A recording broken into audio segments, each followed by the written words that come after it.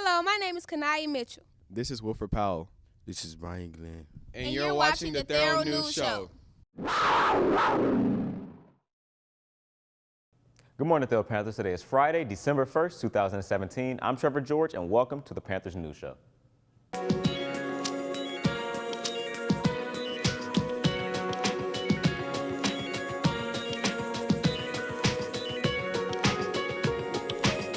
Well, Panthers, today is December 1st, which means it is National World AIDS Day.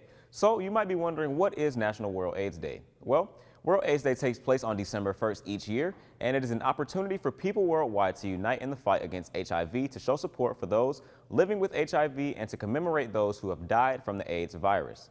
Founded in 1988, World AIDS Day was the first ever global health day. Now, you might be wondering, why is World AIDS Day so important, and why are we getting the word out? Well, World AIDS Day is important because it reminds the public and government that HIV has not gone away, and that it is still vital to raise money, increase awareness, and fight prejudice and improve education. So, students, if you would like to get more information on this topic, you can visit www.worldsaidsday.org to get more information. Thank you. Hey Panthers, my name is DeAndre Penny, and in preparation for the Self Community Project and to promote global mindedness, the 9th and 10th graders are reading A Long Walk to Water by Linda Sue Park. The 9th and 10th graders are reading this in order to raise awareness on limited access to water in parts of the world. Water.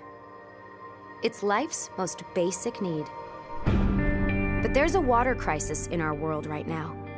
Seriously, a crisis. Nearly 1 billion people live without clean drinking water. It's happening all over the world, especially in developing areas of sub-Saharan Africa, Southeast Asia, and Latin America. It's a water crisis because it starts with water. But water affects everything. Education, health, poverty, and especially women and children.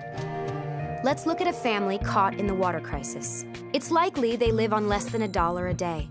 When they're thirsty, they can't just turn on the faucet for a nice cold glass of water. They don't have a faucet. Instead, the women and children go off to collect water.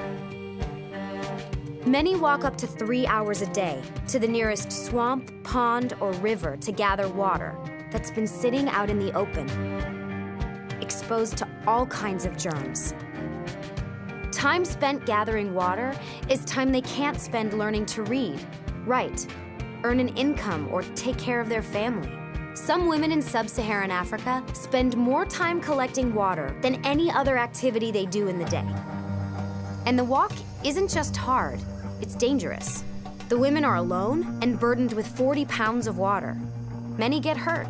Sometimes they're even attacked. When they make it home, the little water they've collected isn't clean. Some families know their water is contaminated with germs that cause diarrhea, dehydration, even death. But what choice do they have? Kids, especially babies, are affected most by these germs. About every 19 seconds, a mother loses one of her children to a water-related illness. And each day, almost 1 billion people are living this way. Until they get a little help. The water crisis is solvable. There are solutions. Some are brand new and innovative, like water filtration systems. Some are age-old, like drilled or hand-dug wells. These solutions bring clean water much closer to the people who need it. A safe water project near a village restores hours each day to a person's life. This time, it's opportunity. It's freedom to go to school and get an education, to work or start a business, to raise a family.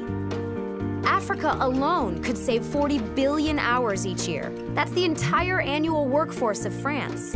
Clean water means less disease. That's less money spent on medicine, which means more money for books and school uniforms. And if the water project is built near a school, it can increase attendance, especially among young girls. The water crisis is vast, but we can solve it. Just $20 can provide one person with access to a clean water project in their village. And this will mean more than clean water. Because water changes everything. Join us. Good morning, Therrell Panthers. My name is Nazir Punter, and here's this week's Panther Profile.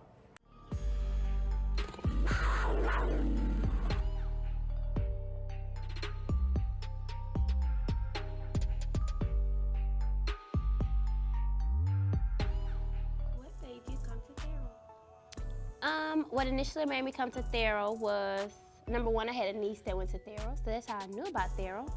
And it was just one of the schools that I applied for in my application process, and hence I'm at Therrell. I am the administrative assistant for the 11th and 12th grade assistant principal. So I deal with discipline, I deal with attendance, I deal with direct information for teachers. I'm kind of the multi-purpose person for 11th and 12th graders. Y'all hate the whistle, but the whistle is to keep me from having to yell, and it's to help me clear the hallways out, because y'all aren't in the hallway as long when we're blowing the whistle, because it gets on your nerves.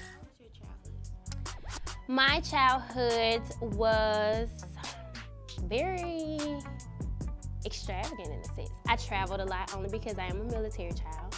So I've lived in Germany, I've lived in Alaska, I've lived in Seattle, DC, Philadelphia, Texas. There's one other place, but I can't really think of it right now. And by the time I got to high school, I was tired of moving, so I went and I lived with my mom for good once I got to high school, and that's when I ended up in Albany. Like now, because I moved so much, I don't really have a lot of friends. Like now that I'm grown, I don't have a lot of friends. And the ones I do have, like, we're kind of all over because their parents are military parents as well. I mean, I always kind of had a personality, but not always just like a social butterfly. I was captain of the dance line in high school. I cheered in high school.